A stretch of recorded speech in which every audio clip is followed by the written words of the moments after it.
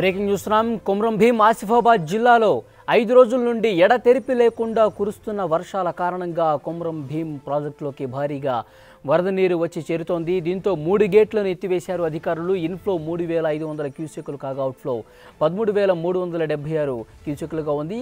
కొమరం భీం ప్రాజెక్టులోకి భారీగా వరద నీరు చేరుతోంది. ప్రాజెక్టు గేట్లు ఎత్తేశారు. పూర్తి డీటెయిల్స్ తెలుసుకుందాం. మా ప్రతినిధి సతీష్ ఫోన్లైన్లో అందుబాటులో ఉన్నారు. సతీష్, ఏంటి డీటెయిల్స్?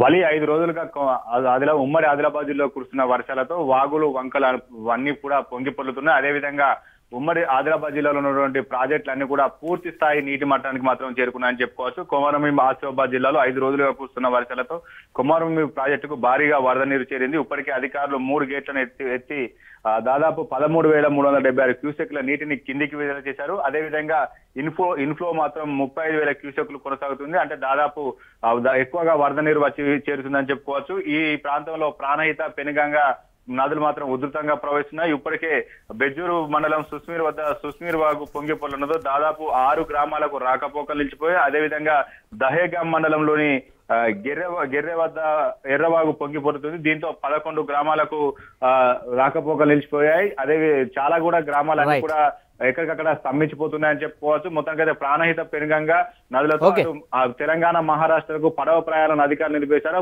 లోతట్టు ప్రాంతాలను మాత్రం అధికారులు అప్రమత్తం చేస్తున్నారు. Thank you Satish.